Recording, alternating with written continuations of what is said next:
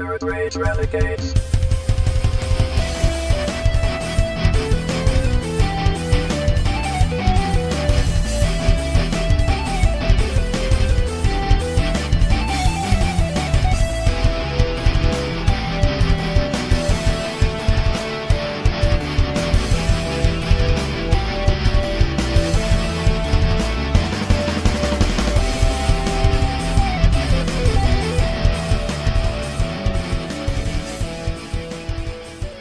Ladies and gentlemen, welcome to the State of the Nerd Rage Renegades address. Tonight we will talk about bullshit, and bullshit. And everybody will complain about it. They will go on social media and go blah, blah, blah, blah, blah. I hate this. I hate that. Yeah. Actually, no, we're not doing any of that fucking shit. Fuck that. No, we're talking about some, well, we're going to talk about some bullshit, and then we're going to talk about Mr. John Constantine tonight. Darn right. Can I start off talking first about something that I picked up this weekend? Sure. And you've done this before yourself. As kids, growing up, we had toys that we absolutely loved. Yeah. And something happens to those toys, maybe along the way. Somebody, a family member sells them out from underneath you, or brothers are given them and they destroy them. Yeah. And then you look to try to replace them, but over the years they've gotten so expensive, it's kind of hard. But then the creators... I can even show an example in camera. Yes. Optimus Prime right there. Yes. and that's perfect, because I too. So as a kid, and I still have him over there. The problem is my brothers broke a piece of him. I still have that piece, and I kind of like finagle it in there. I had Generation 1 Grimlock. Okay. This was my favorite Transformers toy I had was Grimlock, the Dinobot, right? A cousin of mine, my cousin had him. I get to play with it, but I didn't have him myself. I loved Grimlock. So I'm at Target this weekend, and over the year, I mean, there's been I don't think there has been a time since Generation 1 there hasn't been a line of Transformers action figures. I mean, there's always been Transformers action figures. Well, there's a new line of Transformers action figures called the Power of the Primes, right? And they have Grimlock. And I'm showing Chief him in the camera. Yeah. This Grimlock action figure looks exactly like the Generation 1. Like, Chief, I'm going to show you the back of the box. That's the back of the box of him transformed. He looks just like he did in Generation 1. Yeah, pretty close. I mean, the Gen 1s, didn't the Gen 1s have like a clear plastic with, like, you could see, I don't know, maybe I'm wrong on that. Thought there was like some clear parts on them. Well, this one has some clear parts on them too. And of course, the Gen 1 ones were mostly, there was plastic, but there was a lot of metal pieces. Yeah. But I saw this Grimlock, and I was like, holy shit, this thing looks identical to Generation 1. So I picked it up, $25 for this thing. This is one of the big ones, the Voyager class ones. And then I was like, you know what, they had this other one, I had to get it because I never had this one as a kid. I got Swoop. Oh, cool. The pterodactyl one. And there's also in this lineup, there's Snarl, Sludge, and Slag, the other Dinobots, and then a new one called Slash, who's like a raptor. That was not in Generation 1. But this is... I had a cousin that had like all the sets. He had like all the Dinobots, all the Constructicons. See, I had all the Constructicons. I didn't have... Because they were smaller, so you could buy them. The Dinobots were more expensive. I always wanted them, though. I had Galvatron. Yeah, some of the Dinobots, like some of the smaller ones were a little less expensive, I think. I thought Swoop was a little less expensive than like Grimlock was at the time. But and like the Insecticons were pretty cheap.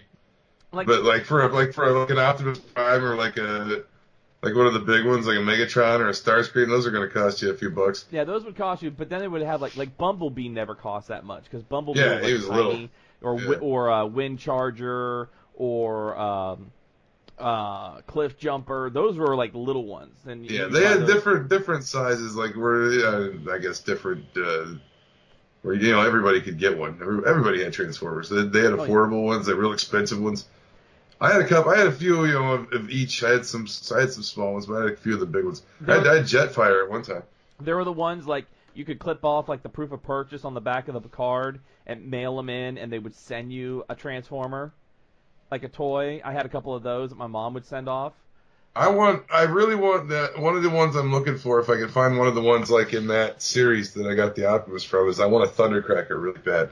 They have one that I think is, it's a set of Starscream, Thundercracker, and the other one. Skywarp. Yeah, Skywarp, Thundercracker, and Starscream all together. That would be cool. But what I'm really loving is it seems like a lot of the newer lines, like the Power of the Primes, I think there was like a Titans one. A lot of the figures are, at least in this lineup, are going back to looking like the Gen 1 versions. A little tweaking here and there, but they're looking like the Gen 1 versions. I think that's what everybody wants. The reason that it's still popular and that those characters are still around is because people had nostalgia for them and kind of want them the way they were. They want at least a version of them the way they were. They want to relive like the way the original toys transformed. And it's like I went crazy when the 25th anniversary G.I. Joes came out because they were exactly like the original G.I. Joes. And I got a shit ton of those ones. At the time I was collecting those, and I was collecting when the G.I. Joe movie came out, the first live action one, not the Rock Dwayne Johnson one, but the other one came out. They came out with the action figures, and I collected like a shit ton of them. I mean, I had like Cobra Commander, but then I had the Cobra Commander that was actually the Doctor before he became Cobra Commander, and variants, and like Target exclusives and Toys R Us exclusives and play sets. And then I would go after the movie had been out of theaters for like 2 years to like Ross's or something, and they would still have those figures, but they'd be like, get this figure from the movie with the play set for like $3. I'm like, ooh, $3. Here we go. I'm getting this shit, So, yeah, but I love this. I want to try to get all the Dinobots in this line and just kind of like set them up. It's really, really cool. I really enjoy it. I kind of lost interest in the G.I. Joe line when all the characters started being like neon and like one was like they were like the mutation ones. Oh yeah, then there was like the like Destro's Iron Grenadiers and shit. I got out of G.I. Joe by then. I loved it up to about that point, like when the Dreadnoughts they started getting like when Zartan's gang started getting bigger, and they started adding like his brother and sister or whatever that were in it. His sister was like always in the show, but it's like when he started doing his brother, and then ones you would never like see in the show. And then I loved it. I thought the Dreadnoughts were cool when I was a kid, and I was like, man, I gotta have all of them. And then they started adding a whole bunch more. I had one. His name was Crystal Ball. And it was funny because he almost looked like an older Kraven the Hunter. And he came with this like shield that like was like the Avengers cover, the No Surrender cover, the lenticular like cover, cover. It was like that. And it was supposed to like the Secret Wars shields, like they used to cover the Secret Wars figures. And it was supposed to like hypnotize. He used it to hypnotize the other visionaries, the other Joes, I kind of remember that character a little bit. My mecha was still I had Sergeant Slaughter in the Triple T tank. I had Sergeant Slaughter, and he was a mail away when I got him. You had to get the purchase. I got that one, and then I got the one when they actually came out with the thing. And I don't care what anybody says. Everybody's like, "Oh, Snake Eyes is the coolest G.I. Joe of all time." No, Sergeant fucking Slaughter is the coolest fucking G.I. Joe of all time. Because he had a swivel head. He had a weird, different head than like. So he was a more modern figure. And in the series, he would go in he wouldn't even have a gun. He would just go in and punch people. He would just be like beating the shit out of people because he's fucking Sergeant Slaughter. And then later on, they brought in. He was a mail away too. So Sergeant Slaughter was the Joe's like drill instructor. He like trained the Joes. Well. Then Cobra, the Iron Grenadiers, which were Destro's clan, their trainer was Rowdy Roddy Piper. So really? They had a Rowdy Roddy figure. They had a Rowdy Roddy Piper, and I had it because my mom sent it away for it. I had William the Refrigerator Perry. I knew my neighbor got the fridge. I didn't get that figure, but I did get Sergeant Slaughter. I had the when I actually used to back in the day when I was a kid, I would trade figures with kids to get ones that I wanted.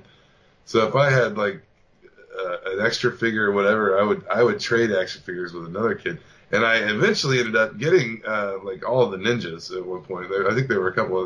I had Storm Shadow and I had Snake Eyes, like the deluxe Snake Eyes with the wolf and everything, and all the weapons. And Jinx.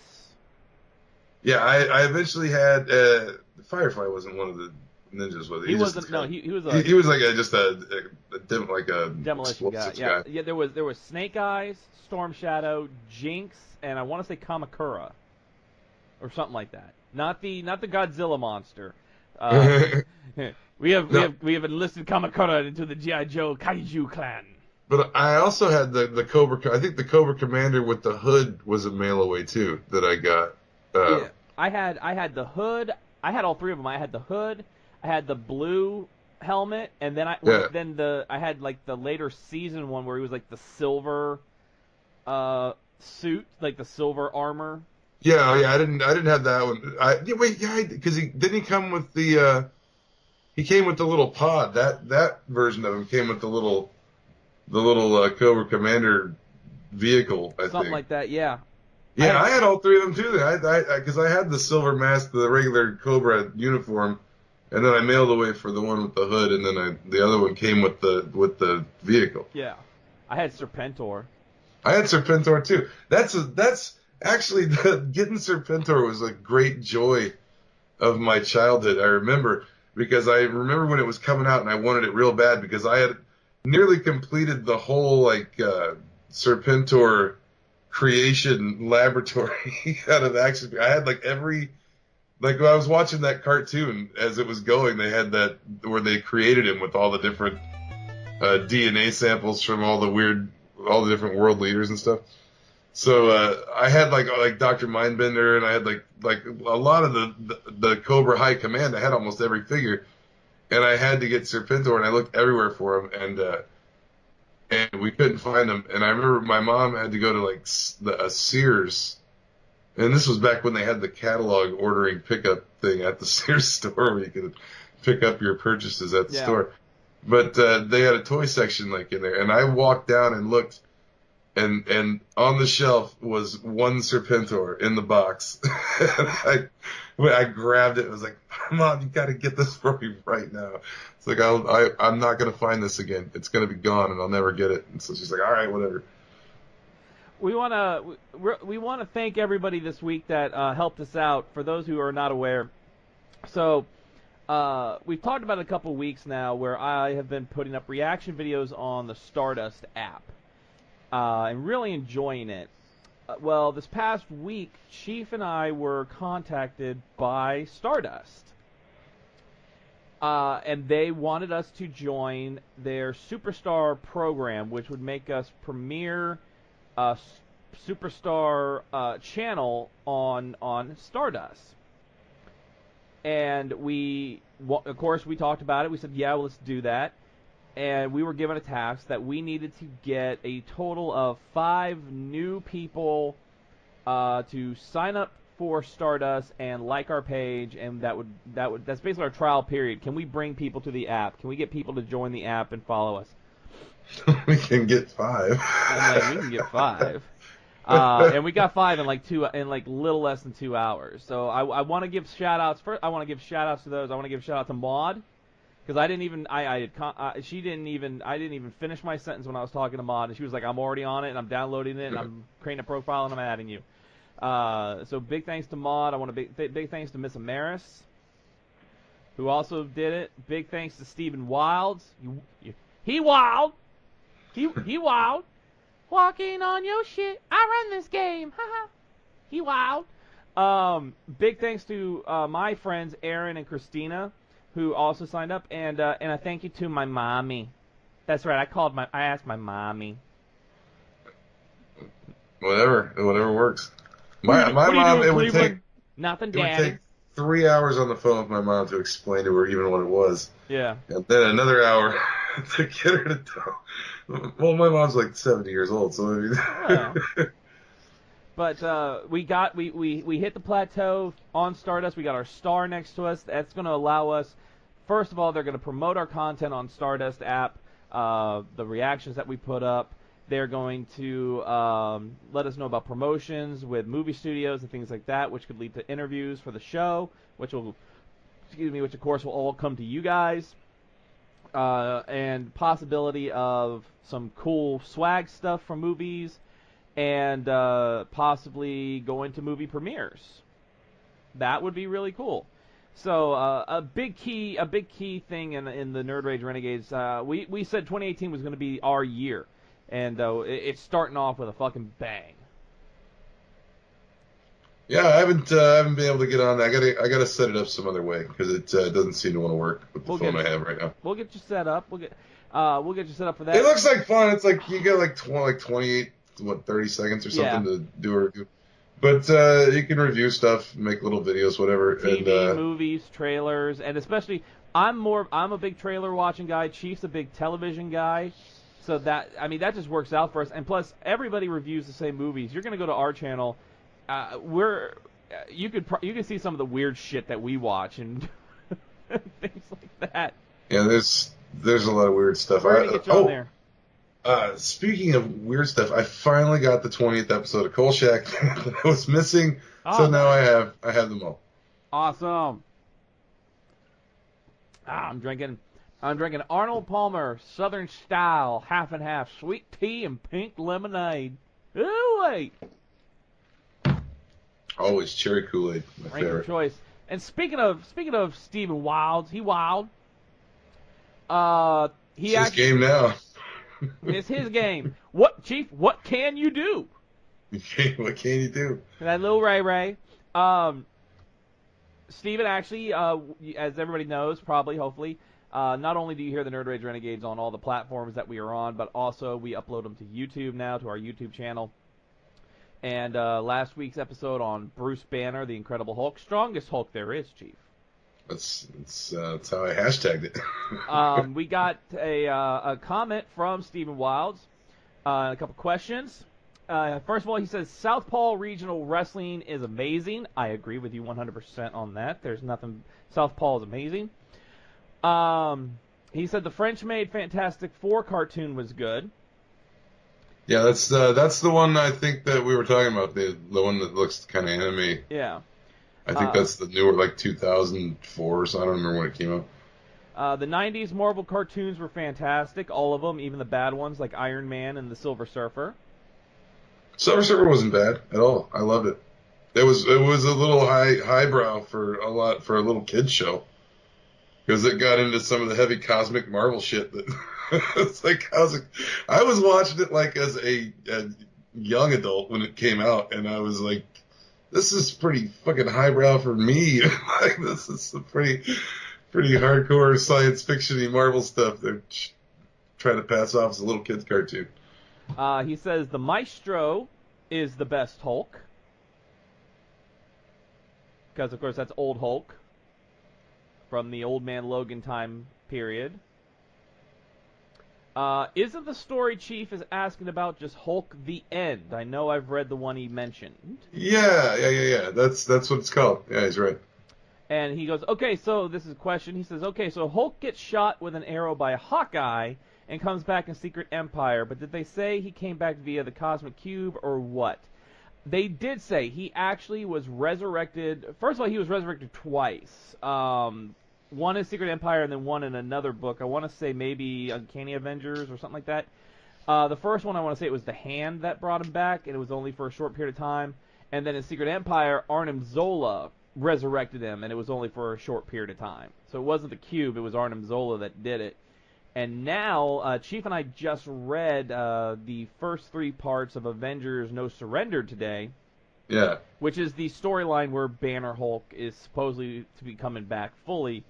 And an interesting story arc. Very interesting. And I don't think... It's been out 3 weeks now. It'll be out 4 weeks by the time you hear this. And the first part. I'm only gonna spoil one thing from the first part of it. There's apparently the Grandmaster is playing a game with what they're leading us up to believe to be Thanos. I don't think it's gonna be Thanos. I don't think it's Thanos. It doesn't like they showed like like a partial of the face, and it doesn't look like Thanos. Yeah, it's not. I don't think it's gonna be. But I see a reason. The Black Order is involved. Yeah, and anytime I get to see Black Swan, I am all for it. I love Black Swan. I love her character. I was talking to you a little bit earlier about it, and it seems like it's just some of the dialogue in it is just, it doesn't seem like the way people really talk. I don't know. To me, like guys like Mark Waid are great at doing runs of books and of like having a title, but like these event kind of things seem to like stumble him and Bendis. It's like their dialogue's kind of stilty, and some of it doesn't add up. Like, where's everybody? Like, I didn't understand where everybody else was at for one thing in this. Yeah. Because like it's about most of the Avengers they call it, and they just show the Avengers that freeze in mid stride, yeah. And they don't show like where any of the X-Men are, where like anybody else is. The only X-Men is Beast. That's the only one. But he's an Avenger. But Wolverine was an Avenger. They didn't show Wolverine anywhere. Well, he's shown up in post-credit scenes in different books. They actually have it in there in the comics. Look for this little logo that says "Where is Wolverine?" and that lets you know there's like a Wolverine I've seen him catalog. There was one popping up. Yeah, there was one in Mighty Thor, the last issue of Mighty Thor. Yeah. I'm interested. I don't know where it's gonna go, and they got a new person. Voyager is her name, and apparently she was one of the founding members of the Avengers, but she got caught in some weird dimensional rift where everybody forgot about her.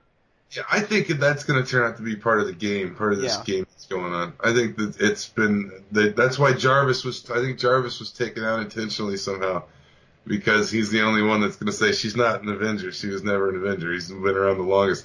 Because the girl implies, oh, you've been around so long, Jarvis, and like Wasp is like telling been around or whatever, and is it Wasp that's with him during that part? I think it is. And what's really it was Nadia Van Dyne. And what's really interesting, if you look at it, the Avengers that are taken out of the equation are Vision, Captain America. Yeah, all the core guys. Yeah, like the really old school. Like the old school ones. There's a few new ones like Squirrel Girl that were taken out and things like that.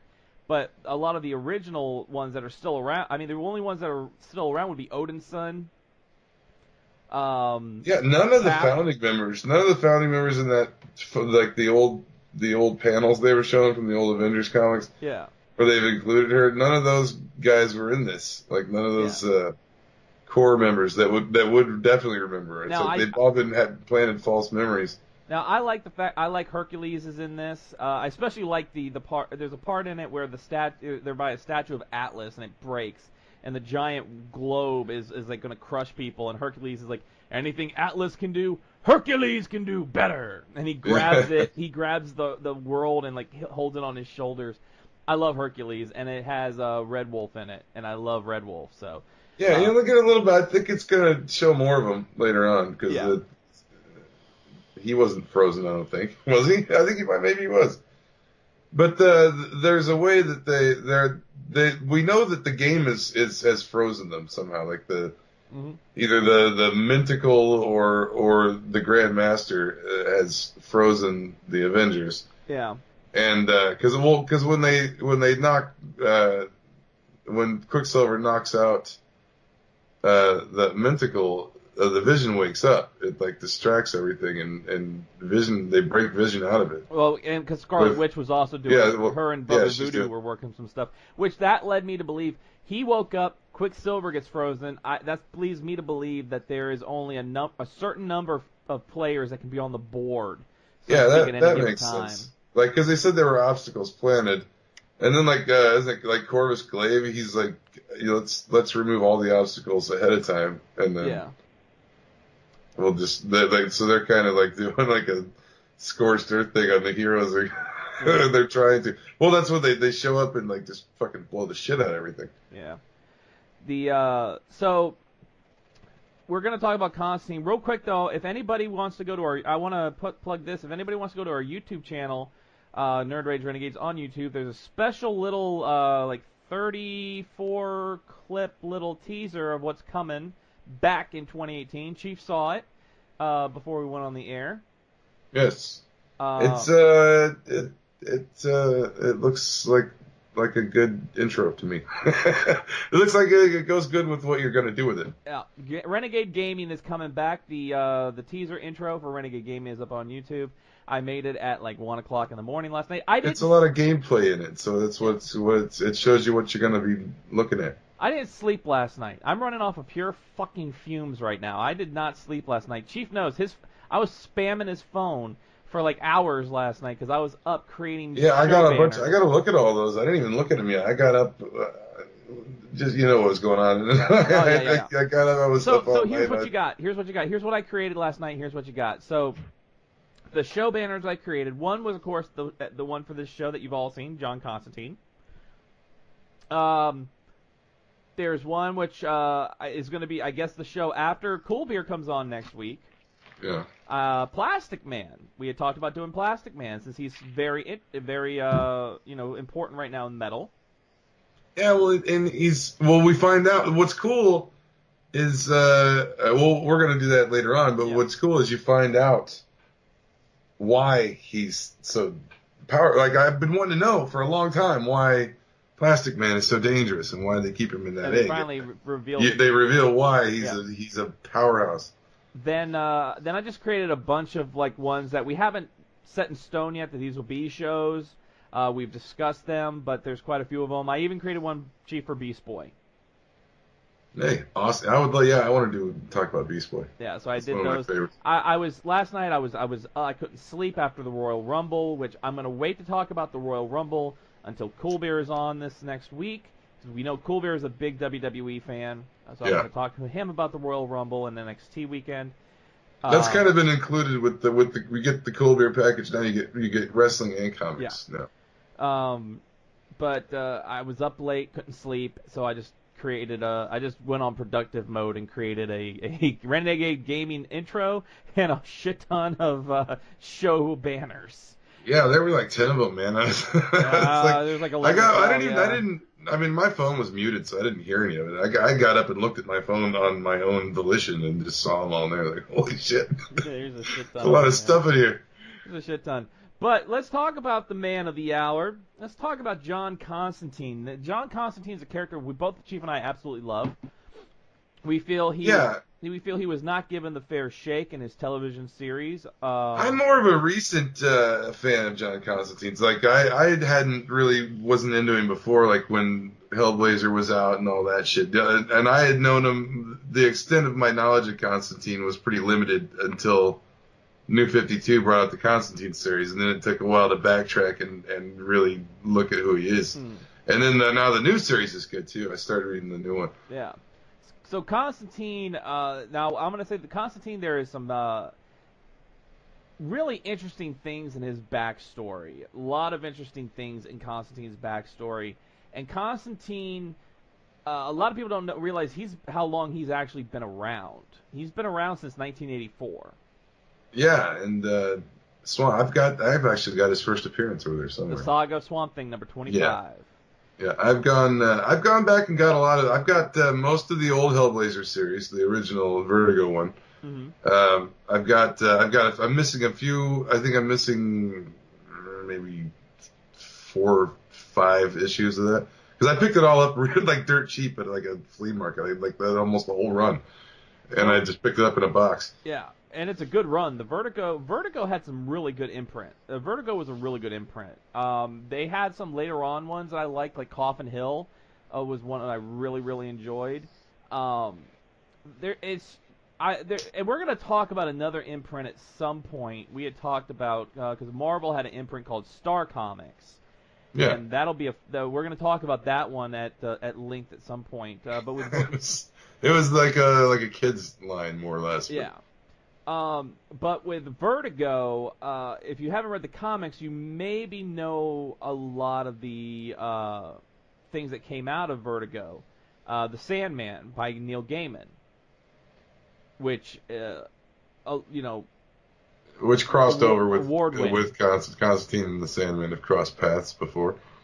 Preacher was a Vertigo title, which of course has been adapted into a television series.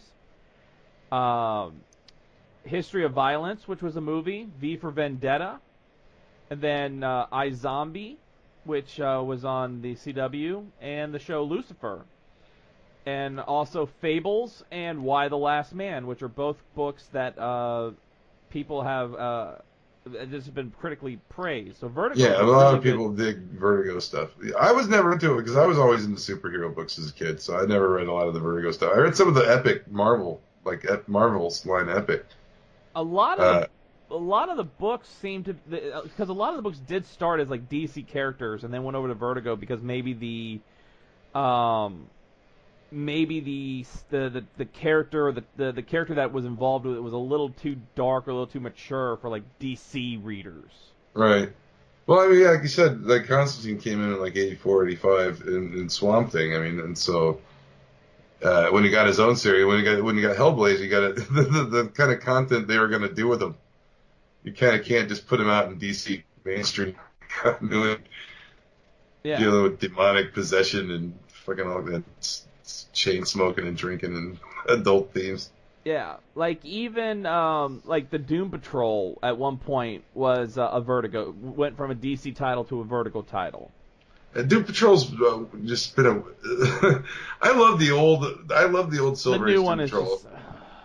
the later ones I'm not into too much, and the new one by Gerard Way I don't like at all. Yeah. And what I don't know. I love the Doom Patrol. Like I said, Beast Boys came from the Doom Patrol. I love that book, the old Silver Age. Yeah. And with the Teen Titans, like how they, how Beast Boy crossed over into the Teen Titans, and I've always liked the character Beast Boy ever since I was a kid in the 80s, in the all new Teen Titans book with when it was the lineup like Starfire, Beast Boy, Cyborg. I think he might have still been Robin at the point. Robin, and who else was on that team? Raven, and so there's somebody else on that team. I thought. Terra at one point during the Judas contract. Wasn't Wonder Girl or Yeah. Wonder Girl was on there. Yeah.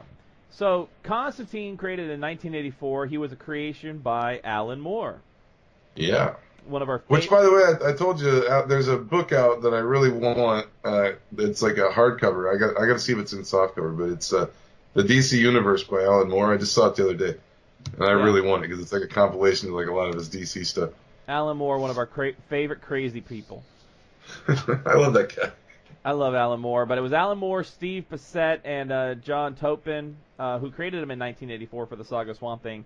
And then you also have to give credit to Jamie Delano and John Ridgway, who were the first force on the Hellblazer book, because they really did flesh out the character. Yeah, there's even that thing where when Constantine appears in Crisis on Infinite Earths, like it's him, but it's not. Yeah, he's in like a green suit. He's like not even like dressed like Constantine, but they call him Constantine. Yeah, and it's seriously the only thing I even remember. I think there's only that one panel of him sitting there. He's like sitting there like drinking brandy or something, and he's like, I'm just wondering what Swamp Thing knows or something like that. So I'm paraphrasing, but it's something that he mentions Swamp Thing in like one panel, and that's like his appearance in the whole story of Crisis. Yeah, and in the actual Crisis book. I mean, I'm sure there was other things going on with Constantine at the time. Yeah, but and that's originally what he was. He was just like this sorcerer he could communicate with Swamp Thing on like the level, And then once they decided to create a book of him in Vertigo is when really all the weird shit started with Constantine. And if you look at Constantine, Alan Moore, when they were looking at him, they wanted him to look like Sting from the Police. Apparently, with Sting's approval. Apparently. But he's got kind of a Sting, a little Billy Idol. Later on down the road, he's that whole punk rock era type of guy, almost kind of like Spike from Buffy, only not a vampire. He destroys vampires. So, Constantine, throughout the years, though, he's been that force of magic in the DC universe. He's always the first one to pipe up when, first of all, he hates... He's got a lot of popularity. Like I said, so I think New 52 brought him more popularity. I think that... whatever people... Well, yeah, and I think a lot of people, as much as they hated New 52, you have to give it credit for that. Through that, there became a TV series. Yeah. Now it's going to be an animated series. He did the Justice League Dark animated movie, which was great. That is a fantastic DC movie, by the way. If you haven't seen it, get the Justice League Dark. With Matt Ryan, actually, from the TV series, does the voice of Constantine in that. We'll talk about him in a little bit. But that man, it was like Constantine literally jumped out of the comic book and into real life.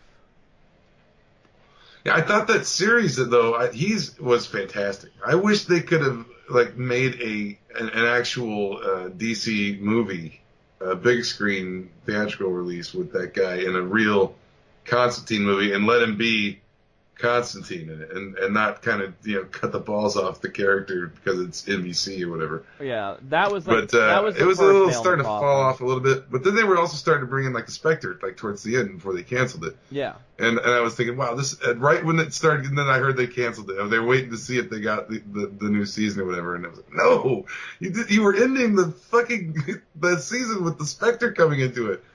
You showed me the Dr. Fate helmet in the first episode. Come on. They've continued him in Arrow and in Legends of Tomorrow. They're keeping him alive because they understand everybody loved him, and with good reason. Constantine is one of those. He's a fantastic. When you think about the DC universe, you think Batman, Superman fighting galactic monsters and Darkseid and these intergalactic threats, but just kind of like in any comic book universe, not only do you have these cosmic threats, you have these threats of the supernatural and the macabre, and that's where Constantine shines. And even Batman has said, if there's something magical involved, if there is something occult involved, Superman can't handle it, Wonder Woman can't handle it. You need to call in John Constantine. He's the only guy that can handle it. Dr. Fate's pretty sketchy, really. Dr. Fate is very sketchy. We'll discuss Dr. Fate at a later time. Because that guy, that's a lot of history there. That's old school. Yeah. With Dr. Fate. And he's going back. He's making a resurgence. He was in Injustice 2, the video game Injustice 2. So he's making a resurgence, Dr. Fate. Well, they put him in little things here and there throughout. He's in Metal. He's in the Superman animated series. That's quite a ways back, but still, he was. They've Dr. Fate's never really been far out of DC continuity. He's been around different things. And I'm a fan of those books that do deal with the occult and the macabre. I think that's why I like Doctor Strange a lot, is because it deals with those other dimensions and demons and things like that. That's why I like Blade and Ghost Rider on the Marvel side. Because it deals with. Oh yeah, in a weird sense. Constantine's kind of the DC's Doctor Strange in a weird way. He's less proper. Yeah, he's not. He's kind of the opposite of Doctor Strange, but it kind of serves the same function. He's a reluctant hero. He doesn't want to be a hero, but he's another character that kind of he knows he's the only one that can, take care of this business, and he does it. And an interesting, the way they wrote him and the way they so let me give his backstory. By the Hellblazer book, and that laid out the core of all of his history was the Hellblazer book. Little bit of revision in the New 52, but Constantine's old. He was born in 1953. Yeah, it's his story, he through the 60s, his book, his early history takes place through the 60s and 70s. Yeah. So his mother died in childbirth, and John was actually a twin, and his twin brother was stillborn, and John survived. And they later go on to say that John Constantine in the womb strangled his twin brother with his own umbilical cord. That in and of itself is like, whoa. So throughout his childhood, it's John, his dad, and his older sister. His dad hates the fucking shit out of John because he, of course, he blames John for the death of his wife. So very much a horrible childhood. But John would later get, drug into the occult world in England.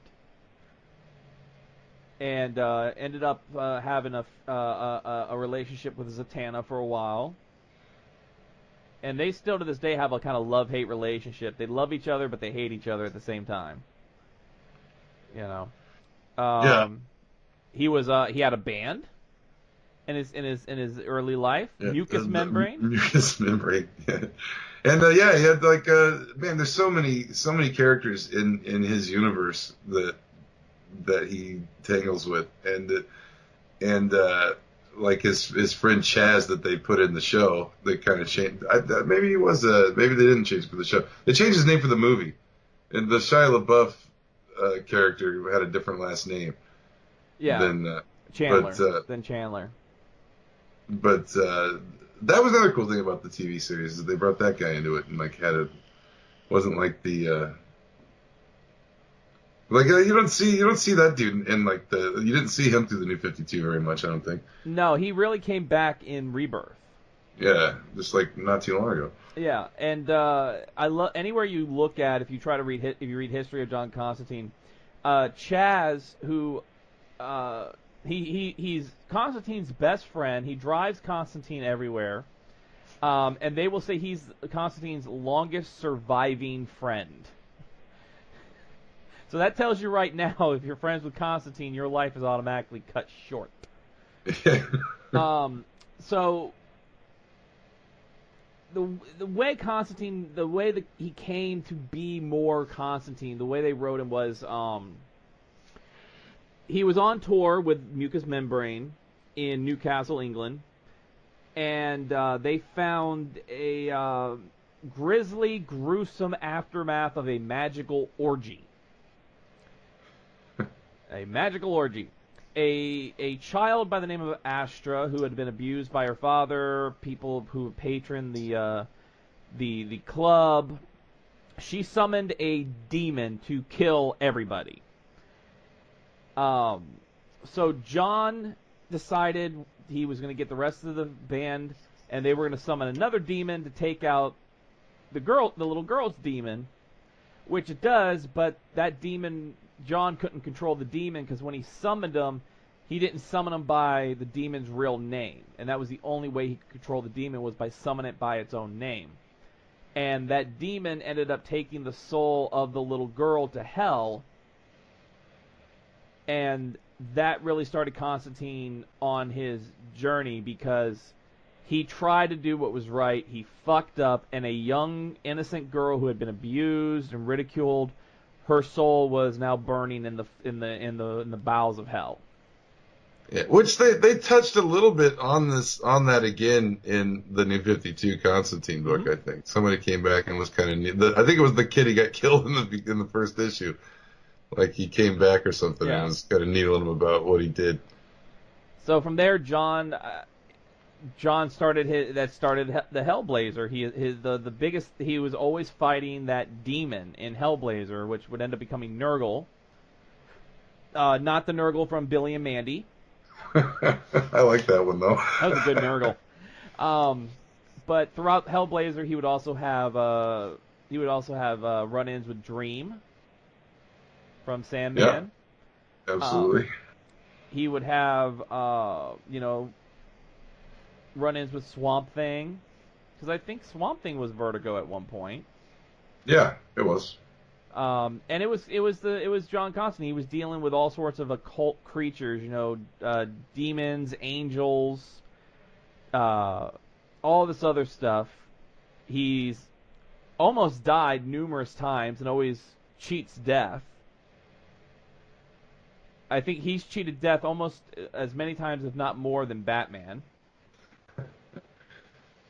Which is another one of my favorite parts in that Justice League Dark movie is when the shades are there and they look at Batman and they're like, "You have eluded us many, many times."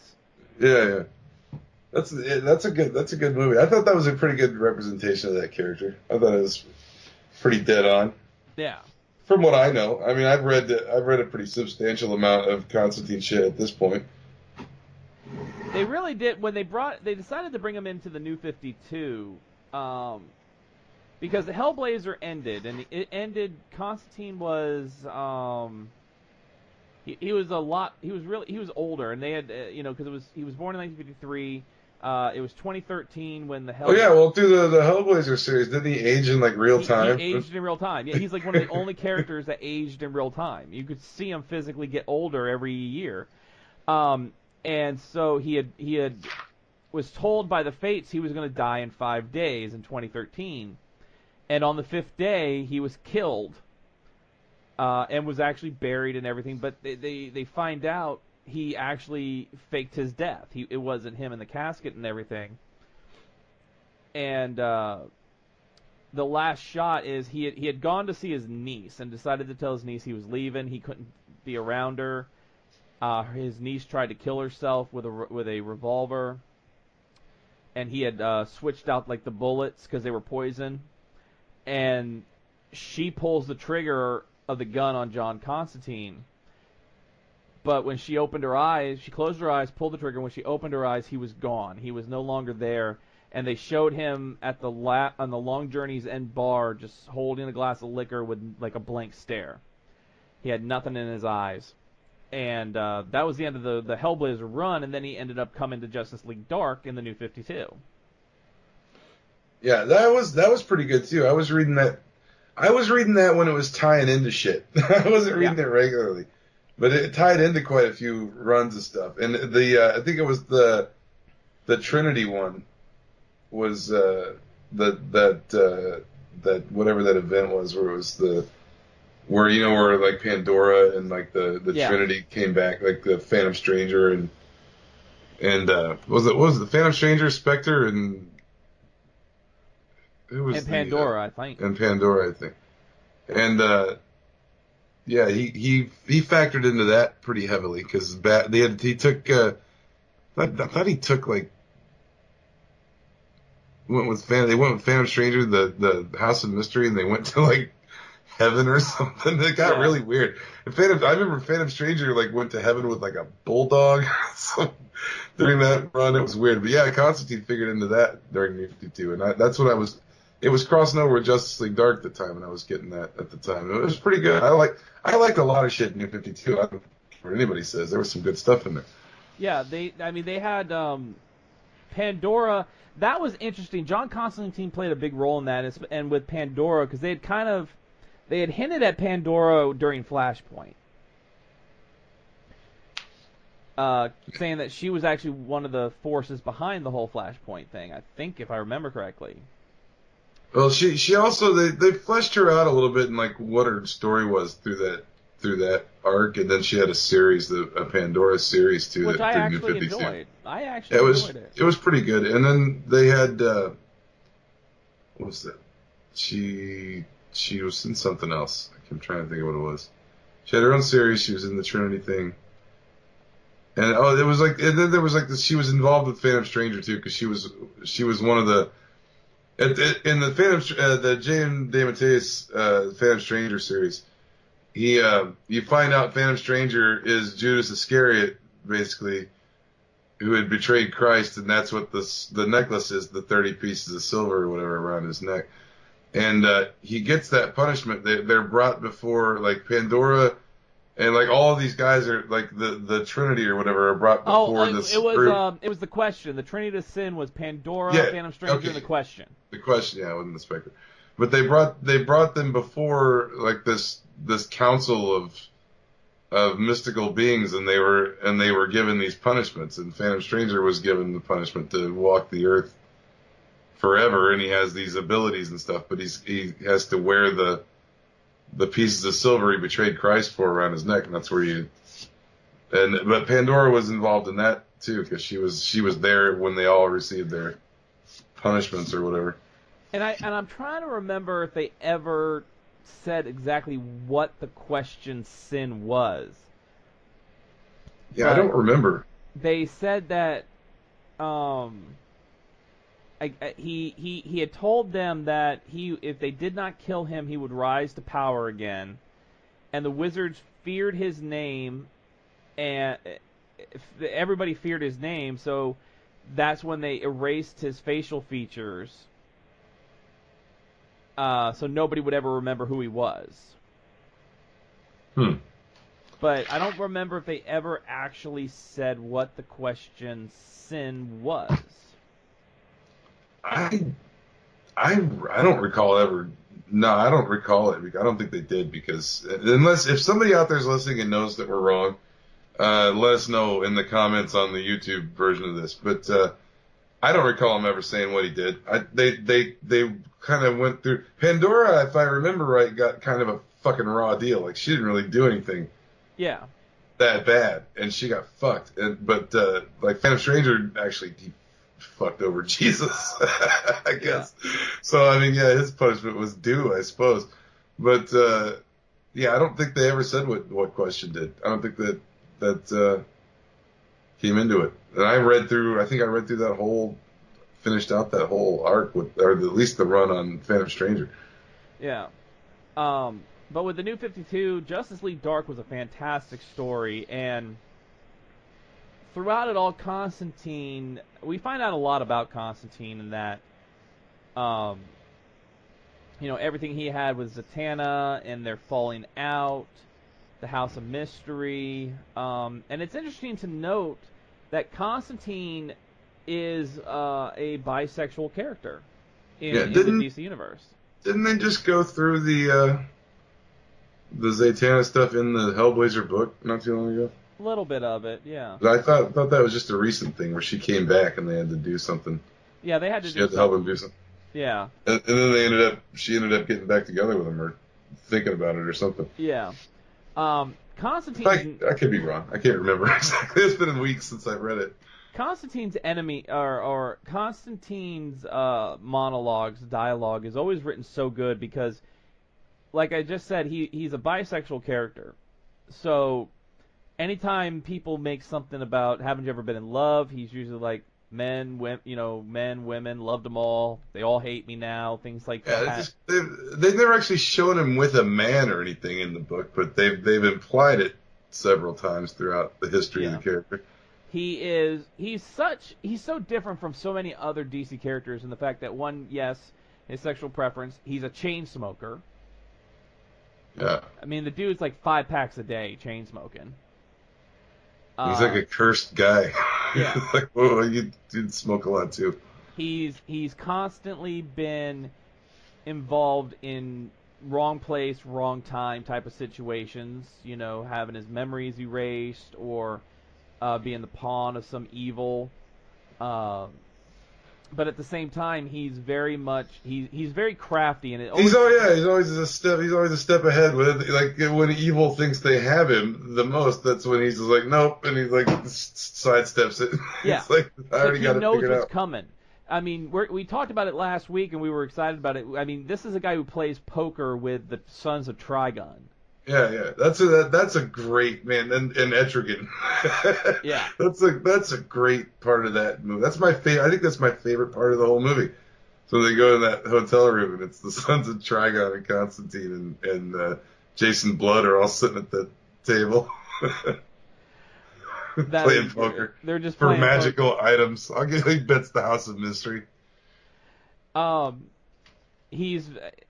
Since the New 52, Constantine has been a huge part of the main DC universe, dealing with a lot of this occult stuff. Like I said, when it comes, it's kind of he traveled out of the DC universe, now back into it. Yeah, yeah, definitely. He's always had a relationship with Swamp Thing. He's one of those few that can get in Swamp Thing's face, and Swamp Thing doesn't do really anything against Constantine. Yeah, because they have that rapport. Well, that's that's one of the things that I was kind of disappointed when they canceled the TV series, because I was hoping they'd maybe get into Swamp Thing at some point. Because he went to the swamp, and when he went to like Louisiana, that's where he like ran into the guy who would become the Spectre. I don't know if he was. They never showed if he was already the Spectre or not. Right.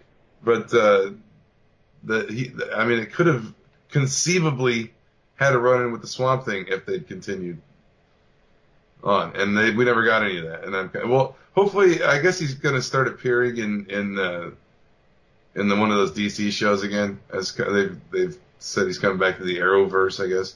Yeah. But we'll see how that goes. I would love to see him get popular enough with the CW crowd that they give him his own series. I would watch another reboot of Constantine with Matt Ryan if they put it on the CW. I'd probably watch that. With Rebirth, now with the New 52, like with every character, the New 52 changed certain aspects of backstories and characters, but with Rebirth, a lot of original stuff is getting put back into place. So with Hellblazer, it was actually put in place that Constantine, the reason why during the New 52 run he was never in England was because a curse was put on him that he becomes physically sick whenever he sets foot in London. Yeah, he couldn't go back there. So he finally, in Hellblazer, in Rebirth, he ends that curse and is now able to be in London again. And they restored, Chaz was back from the original Hellblazer run. He was able to... all his backstory was put back into place. It seems like all the puzzle pieces were put back in. I'm starting to notice with Rebirth, it's like the world didn't, like time didn't really. Something was altered in time, but the people's memories aren't completely erased. Like people's memories are coming back to them. People are snapping back. Like, hey, whenever there's like a trigger thing that triggers them, they snap back to their former reality. We'll talk about a little bit more about that with the Flash Annual that I'll review later when we get to reviews.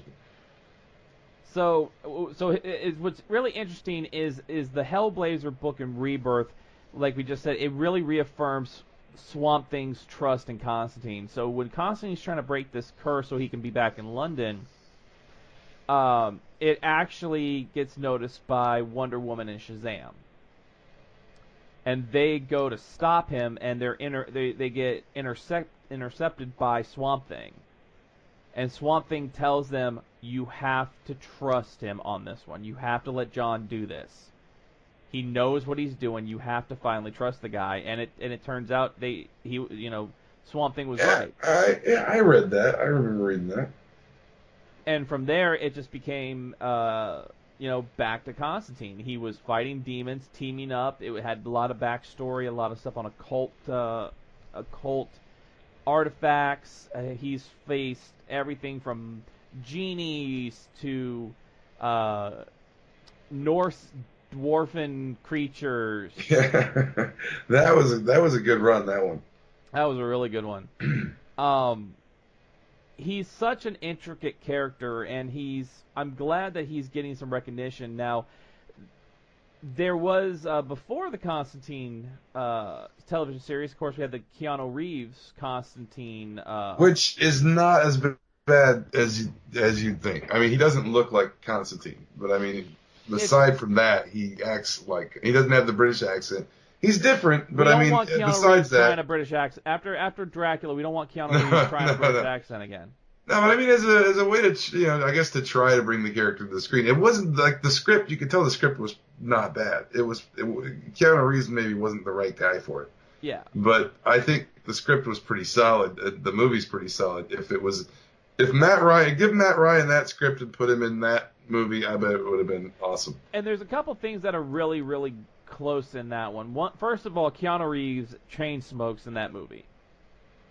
That's one thing they wouldn't let him do on the show because they didn't want that. They let him smoke once in a while on the show. You saw it a couple of times, but not to the degree that he does in the books.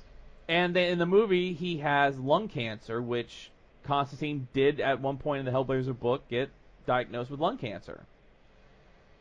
He gets healed by the end of the movie, I think. Yeah. Papa Midnight was in it, which is a reoccurring Constantine villain. Was also on the TV series. Also on the TV series. The Angel Gabriel was in it. which he was also in the show.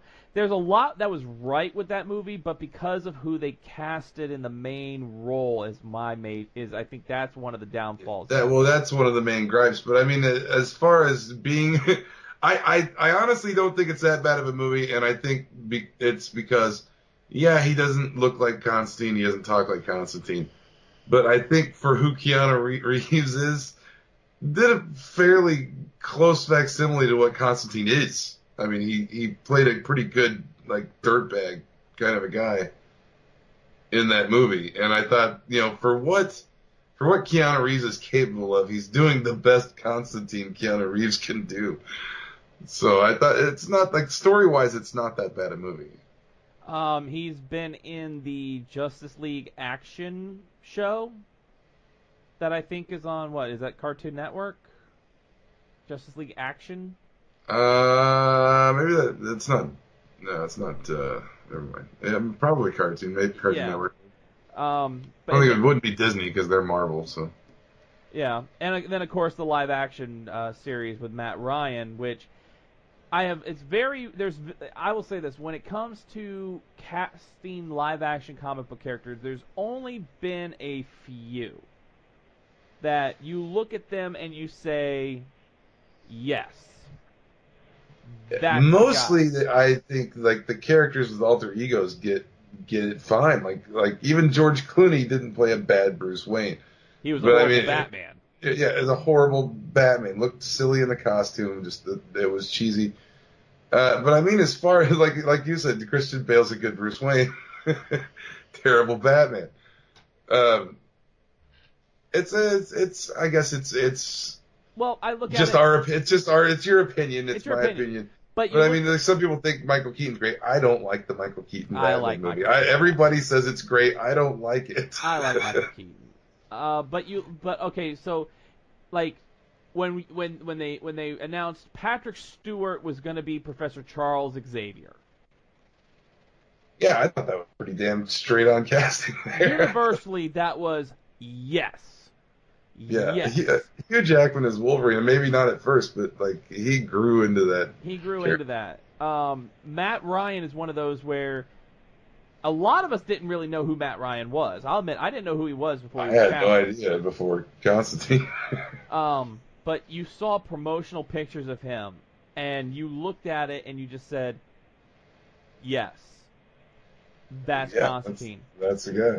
That's the guy. And then when the first trailer for that came out and you hear him talk and how he's smarmy and he's sarcastic and he's basically a jackass, it was just reaffirmed, yes, that's fucking Constantine.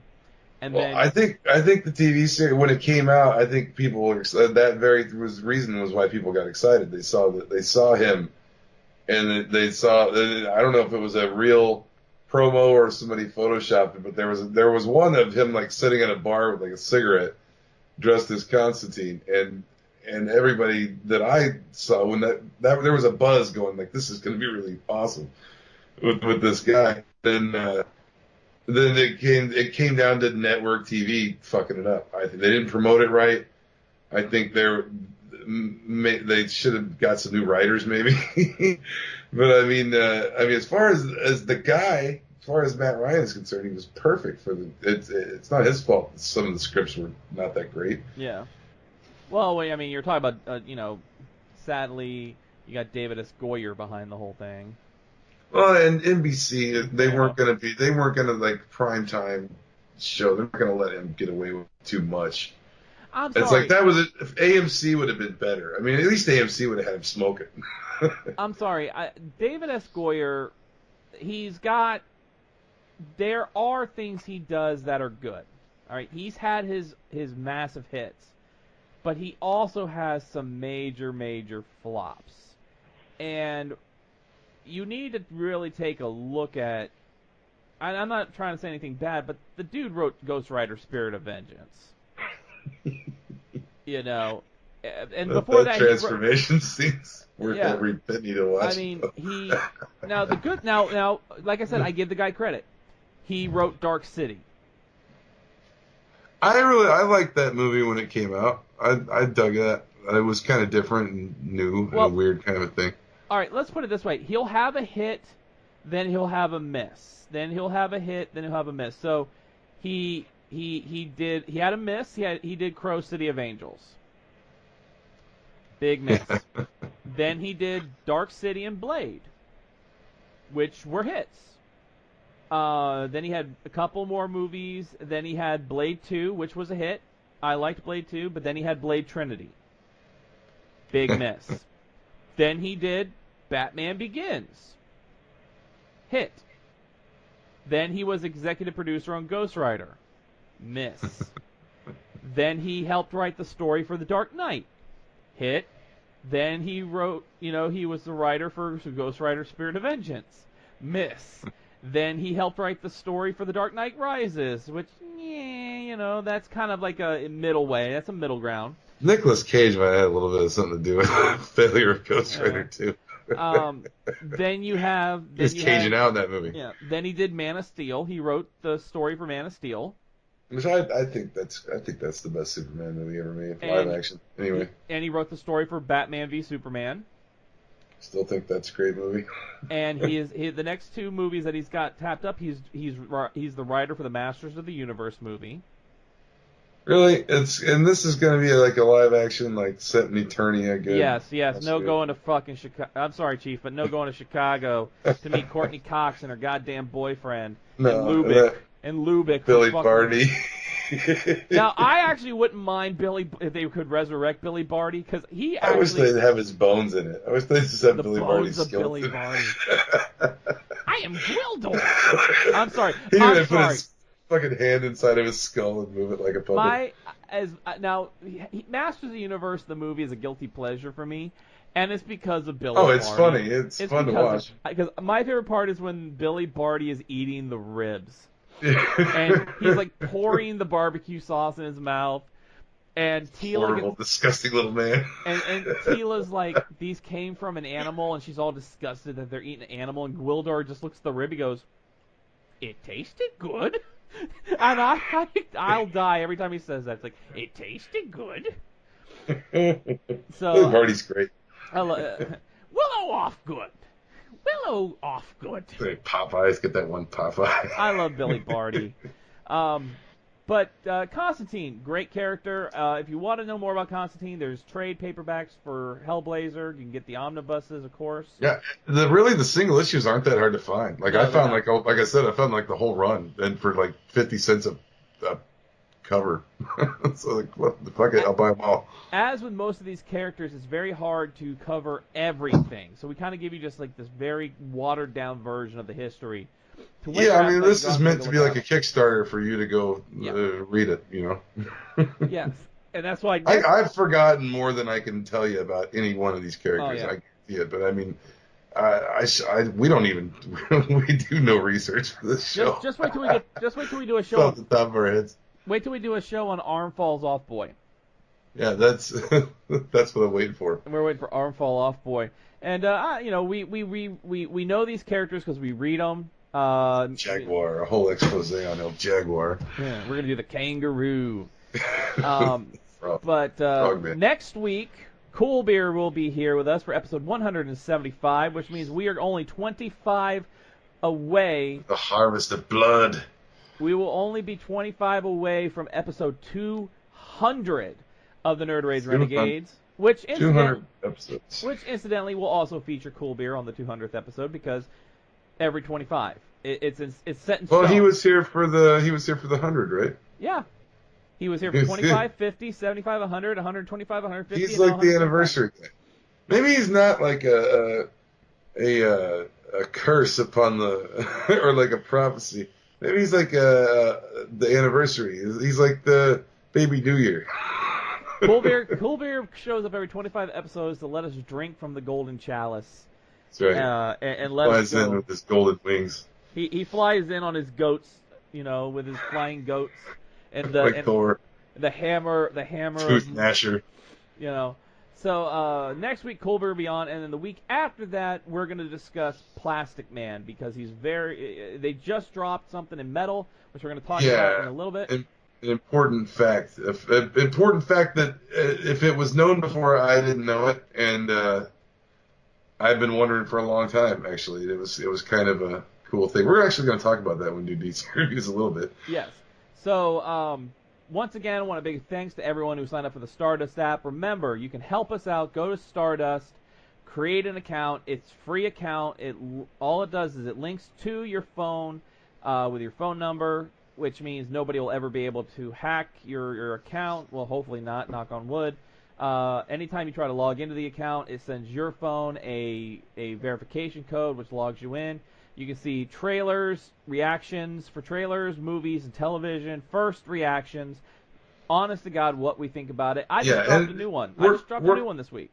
We're not, they're not paying us or anything, but they're being really cool to us, and they seem cool and legit. I mean, we can't absolutely say 100% everything about them because we just started doing this not too long ago, and they just contacted us. But we're not saying there's anything bad or wrong with them. But I mean, as far as we know, this is a pretty cool thing. So you might want to check it out. So many people are on there. The Nostalgia Critic's on there. But you can see first reactions. I just dropped a reaction for Woody Woodpecker, the new Woody Woodpecker movie coming out. I watched that one. So go check that out. Make sure you follow us on there. Follow us. Just it would help us out a lot. Let Stardust know that you like us. YouTube. Go to YouTube. Click that subscribe button on YouTube. Dropping movie commentaries.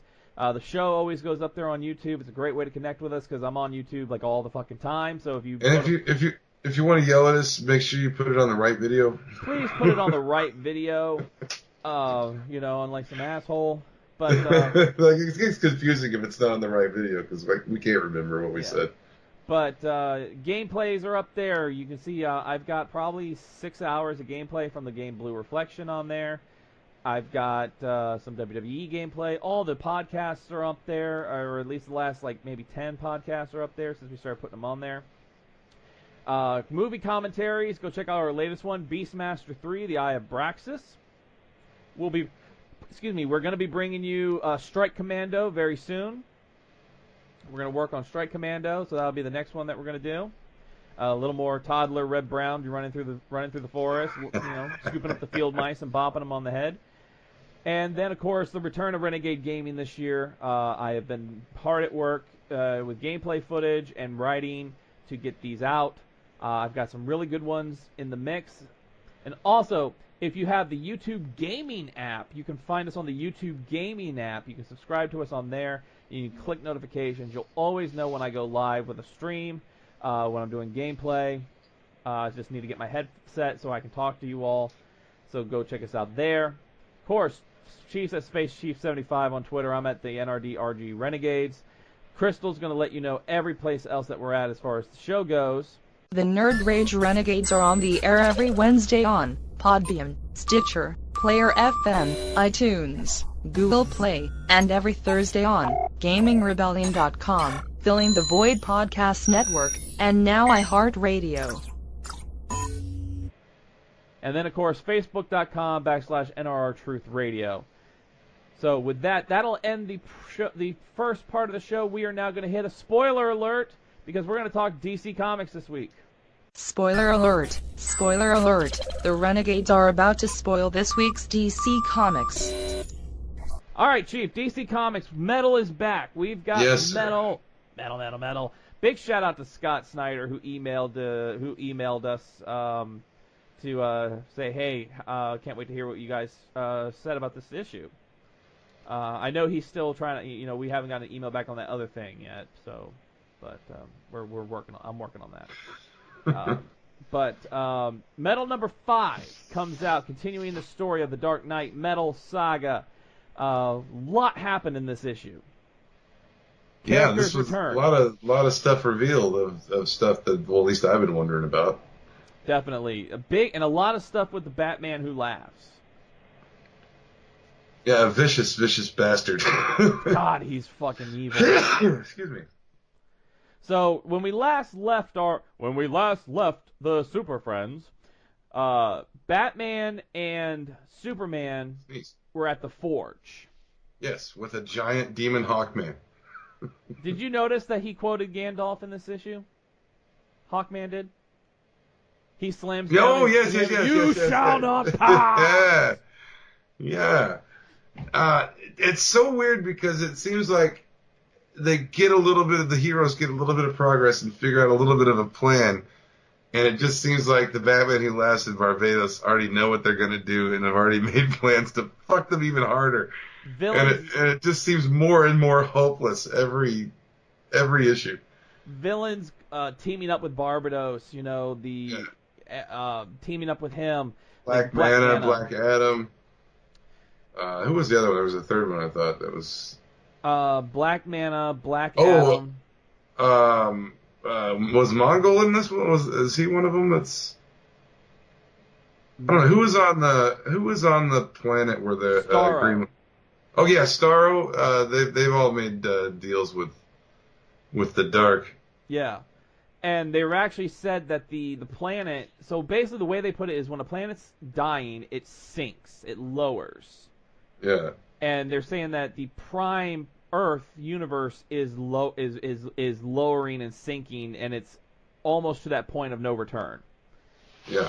So all the Justice League are at different places. Aquaman's with Deathstroke, we're at the center of the Earth, where they find a combination of like Atlantean and other machinery. Yeah, and that's where they encounter Black Manta. And battle ensues there. Wonder Woman is trying to find the mace of Carter Hall, and that's where she's fighting Black Adam, but also Hawkwoman is still brainwashed. Yeah. And what is she? She calls herself something. What is that she calls herself in Lady Darkhawk. Yeah, she's got a new identity. She's possessed. Yeah. And then Mr. Terrific and Green Lantern are on New Thanagar, which is taken over by Starro, who has taken the Plastic Man egg. Yeah. And I was thinking, is that just like his henchman? I was thinking that was like that one guy, the Mongol or whatever, that was working with him. But I'm not. Maybe I got that wrong. Yeah, I don't. I'm pulling it up right now. Because he's got the Plastic Man egg under his arm. I couldn't figure out who that guy was. Yeah, but so they're all different places, and there's just so much to talk about in this one. It's hard for me to catch my train of thought because there's... Well, that's where doesn't Mr. Terrific say it? Like, ask why, or no? He tells Green Lantern why Plastic Man is so important. Yeah, Green Lantern says, "Plastic Man, we came here for the nth metal, Mr. Terrific. What's so damn special about this guy anyway?" To which Mr. Terrific goes, and I quote, "Eel O'Brien wasn't special. He was just a thief. One night he fell into a vat of chemicals. My best guess, some attempt by the Owls or Star Labs to approximate cosmic metals. Now his molecular structure changes with his desires. His body is a superconductor for cosmic energies, which is why they're after him. Since dark energy started rising, the nightmares of every living thing run through his head, trying to pull him towards evil. But he kept helping me. When the thoughts finally became too much, he retracted into that egg. He's fighting off millions of dark impulses every second. He's a hero and my friend." So yeah, so he's they're definitely going to use him for some sort of like amplification of of the weapon or the battery or whatever they're, because the battery is not moving at full efficiency because Clark escaped from the battery, and him and Bruce Wayne have gotten loose and are at the forge. So the plan isn't exactly what Barbados wants. It's not, because they even mentioned in the beginning of it when he's talking to the Batman who laughs, he's like the Superman is free of the battery, and this could be a problem. And if they find the other pieces of the metal, it could, like they're saying that, and he's kind of trying to reassure him at the beginning that the plan's not falling apart. So it's very tense what's going on right now. It seems hopeless for the heroes. It seems like there might have been a little slip up in the plan at the beginning of the book, but then by the end of it, it's like Like, well, you did exactly what we wanted. You brought all the pieces right where we asked you to bring them. Well, close to the end of the book, Mr. Terrific, Green Lantern, and Martian Manhunter, who was on New Thanagar, who helped him escape. Yeah, which is kind of a miraculous thing, a little bit. I got to suspend a little disbelief there because he just pops up out of nowhere. But they're at the Phoenix Cannon, and this cannon is designed to, in the words, it's designed to brighten nth metal at the core of the Earth should the planet ever begin to sink into the dark. If we can activate it, we might be able to raise the planet. Well, they realize that the entirety of the cannon has been reversed. So instead of brightening the nth metal, it's going to darken it. And then you get text from the Batman Who Laughs, and it shows the cannon firing into the Earth's core, and he goes, "Now the egg will power the reversed cannon."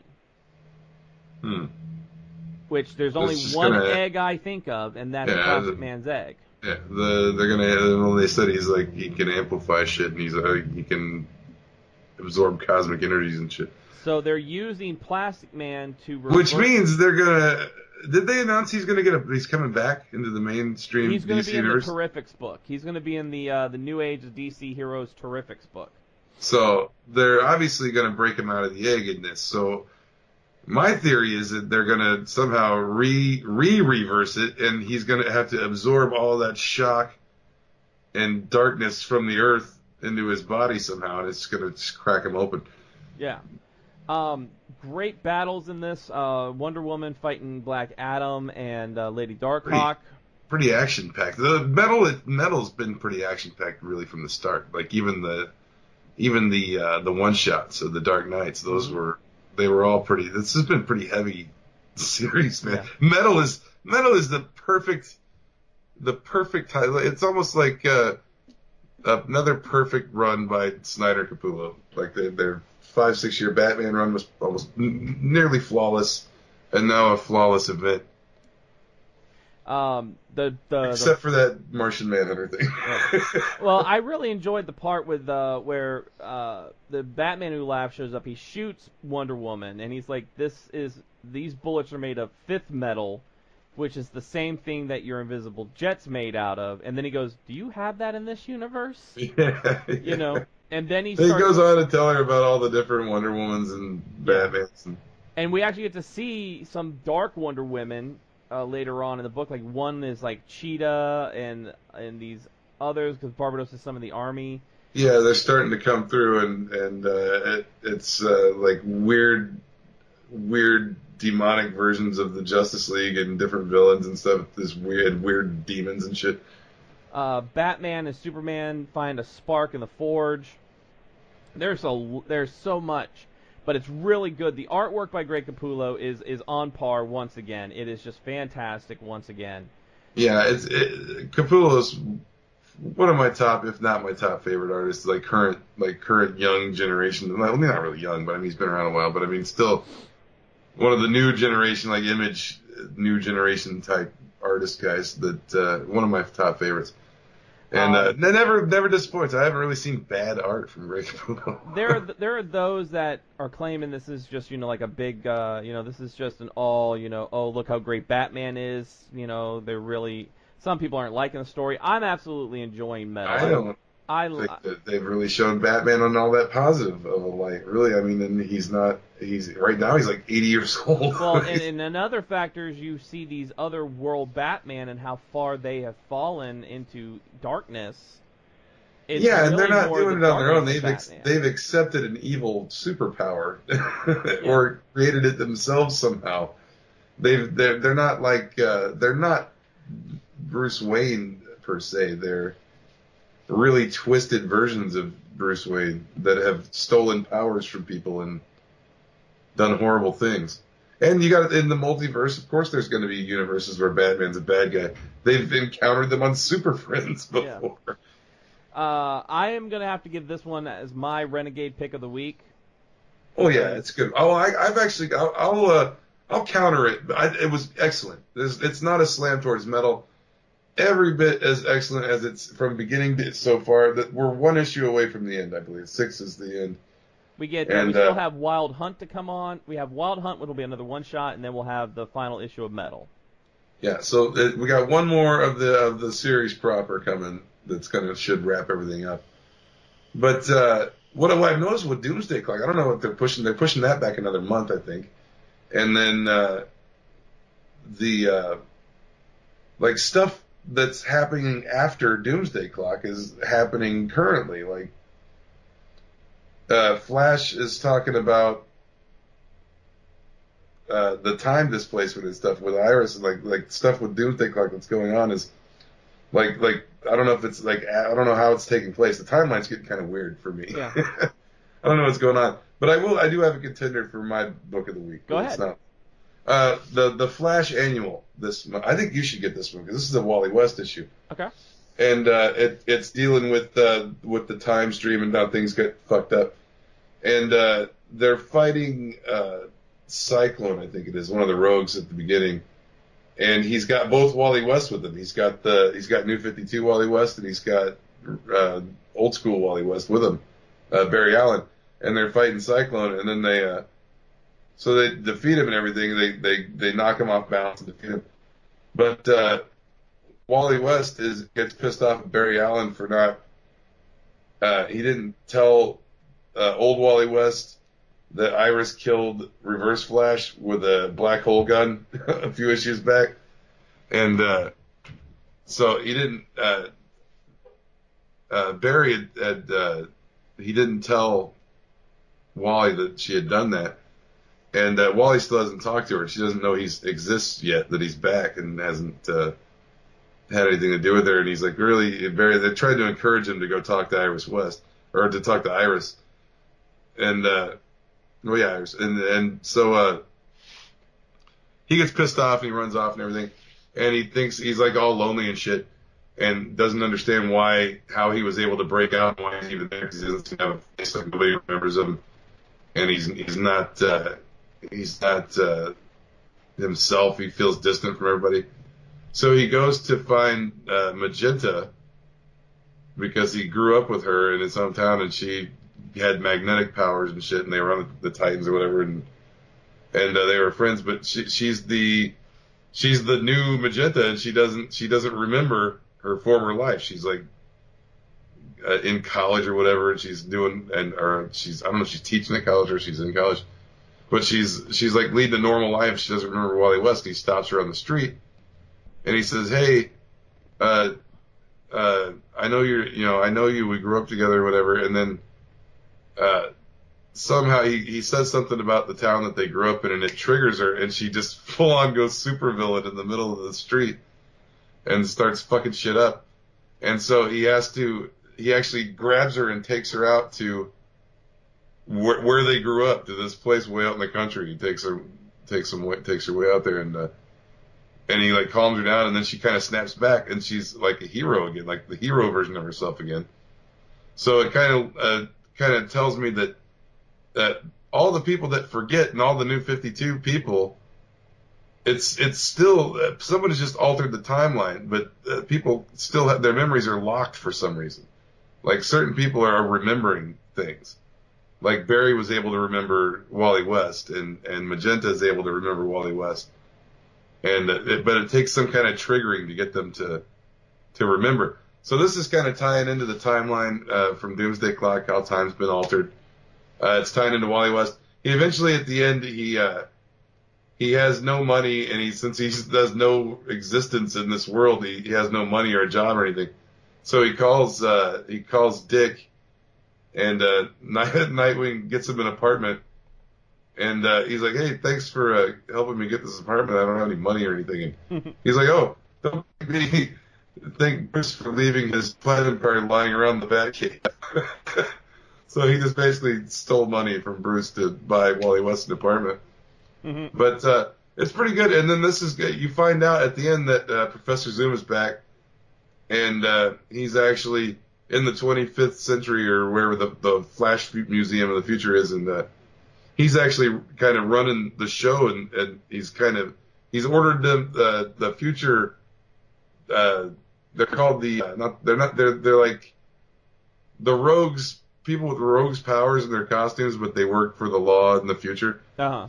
So he sends them after Iris because he's going to actually hold her responsible for killing Eobard Thawne in the future. They're bringing Iris from the past in for questioning into the future, and it's supposed to.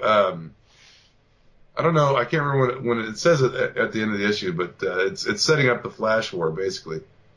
So there's a big event coming up with Flash that I'm into. So I will pick that, just to differ from your vote for Metal. Okay. As my book of the week. I also read. Excuse me. I got a cough. I also read Detective Annual, which was pretty damn good. It was the death of Clayface. I'll just spoil it right away. but I don't think that's the important thing though. I thought the important thing is I think this could be the event that triggers the future Tim Drake to want to kill Batwoman. Because through Clayface's rampage that's going on, the Bat family's all come together, and Clayface has just gotten so out of control. He's absorbed all the thousands of hundreds of gallons of psychic clay that Batman has stored in the Belfry, and he's just gotten huge, out of control, and is rampaging the whole city. And the doctor that was working with him to come up with a cure for Clayface has this like temporary cure, and that'll turn him back human just for a minute. And they want to inject it in him, and then Batwoman's going to literally just shoot him, because she has this thing that'll just neutralize his molecules or whatever and stop him from being able to reform his clay or whatever. So basically, they get up close to him and they stick him. I think they kind of use Orphan as a decoy to calm him down, and while he's distracted, he gets the antidote, and then as he's human, he's talking to Orphan and shit, and he's like, you know, I'm a monster and all this, and Batwoman calls Orphan on a radio and says, Cassandra, close your eyes. And like, she's like, well, you know, what? She's kind of confused, and like before she can do anything, all of a sudden just a bullet goes right through Clayface's head, and he falls down. So, but through all of this, Batwoman takes the shot and just basically murders him in the street, and the Belfry's all destroyed, and everything that Tim Drake has built up to this point is kind of destroyed. Like all the work he did on the Belfry and setting up this new crime-fighting system for Batman in Gotham, it's kind of all just been leveled. And they're definitely going to blame Batman for it, for sure, because it happened because of anarchy, and this other guy, Arkham, took over Arkham and set Clayface off, but it's kind of been placed at the feet of Batman. So it's gonna fuck things up, and it makes me wonder if this maybe is the event that triggers Tim Drake to want to kill her. They say it happens in the future when they're like later on down the road, but Tim Drake kind of implied that it happened around this time. She does it. I have to kill her because she does this thing right around now. So I don't know if this is that thing. Tim Drake seemed really distraught that all of his work was trashed at the end of the book. So it remains to be seen if this is the catalyst for murderous future Tim Drake Batman. But pretty good issue. I actually like both the annuals. I'm usually disappointed with annuals, but the Detective and the Flash were both really good. I also read Silencer, which is the new one of the new books that are coming out. They say it's right out of Metal, part of this new age of heroes. And I had saw it scroll past on DC's Facebook page that they were talking about it. And this is going to tie in later to like the No Justice and the new Justice League characters and stuff that they're going to bring in down the road. So yeah, so I'm looking at their Facebook page, and all these people who have not read the book yet are already writing it off. They're already writing off, this sucks. You know, they're creating new characters that are not, you know, they suck, which it's like you complain when they change established characters, but then you complain when they create new characters. Yeah, there's there's always room for new characters. Don't bother me. Don't get rid of my favorites. That's all I'm saying. Yeah. You're really not doing us any favors. You know, please stop complaining about new things, especially if you haven't read it yet. People complain about every fucking thing. You could just see the title card of something and just start of a movie, and people go, that title card sucks. And I can understand that some people don't like John Romita Jr.'s artwork. I can understand that. I'm not a big fan of his artwork, really. I'm not a fan. This one's not bad. I'll give it that. This one, it's not bad. Yeah, when he took over for Superman, I didn't really like the stuff he did on Superman. But this one's not bad. And Dan Abnett's writing it. And we know Dan Abnett. Yeah, he's been on the show before. And he's a great writer. Dan Abnett has done some amazing work. So Silencer is a new character coming out of the pages of Metal. I'm not sure where yet. But her Honor Guest is her name, and she is a former assassin for Leviathan, run by, of course, one of our favorites of all time, Talia al Ghul. And she is the only person that Talia has ever let leave the underworld, the darkness of Leviathan. Because she basically, the way Talia puts it is, you earned it. You earned your freedom from Leviathan. So she has been out of the game for about 5 to 6 years. She's got married, has a kid. Well, the old life is coming back because somebody's after Talia. And from what I got from the book, it was kind of like a mistaken identity. They thought Honor was Talia. So Talia shows back up, says they're going to be coming after you, and she's got to go back into the fray. What I really liked about this, one, her power is pretty interesting, Chief.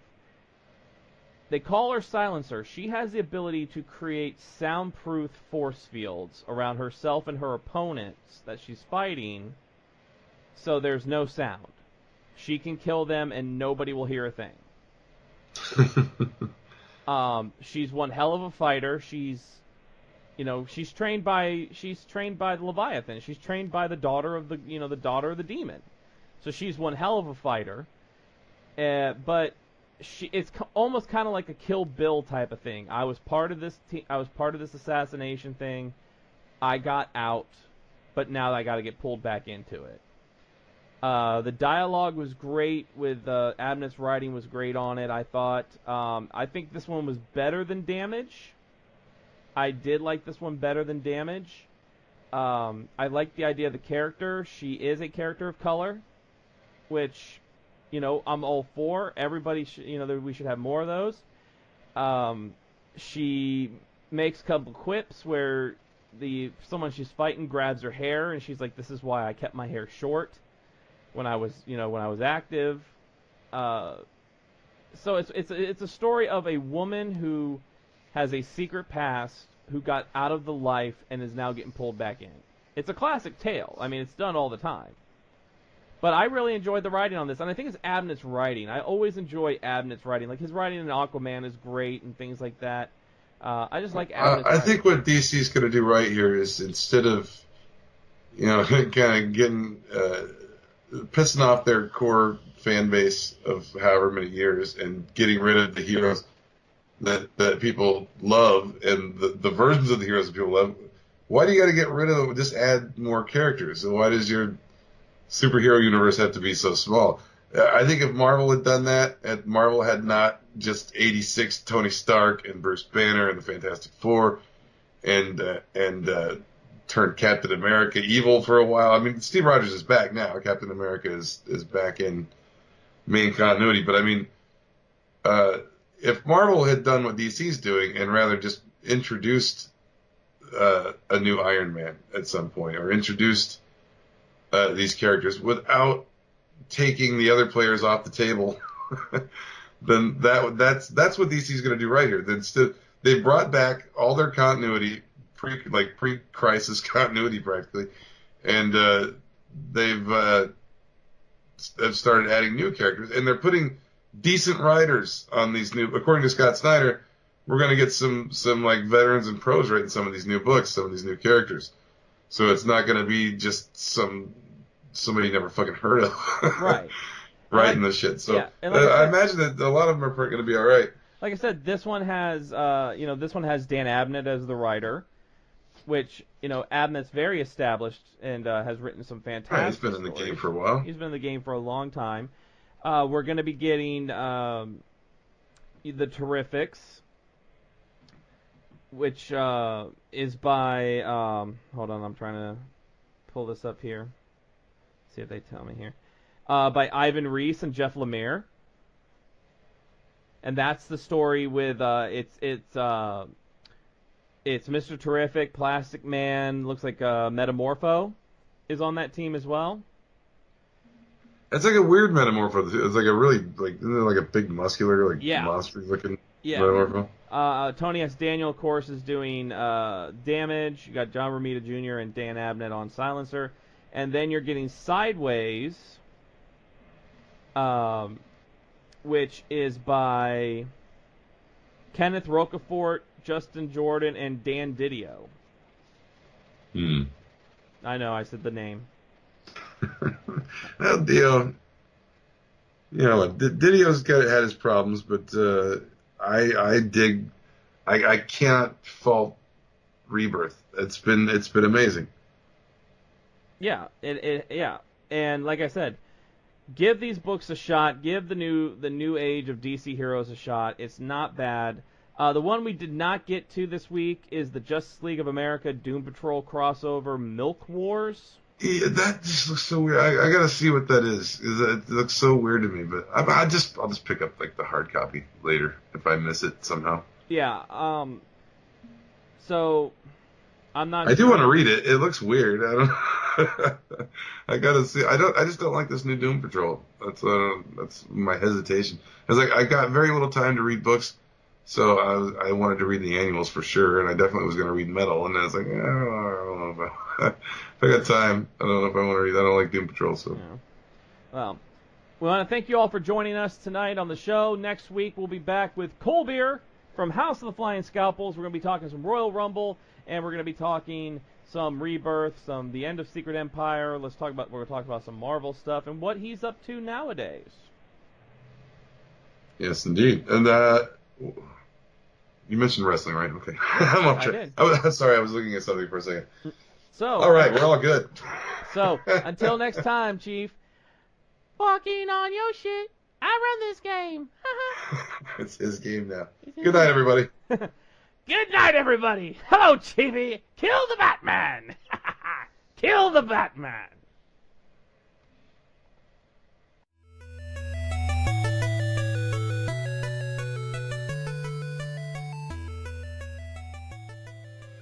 Nerd Rage Renegades.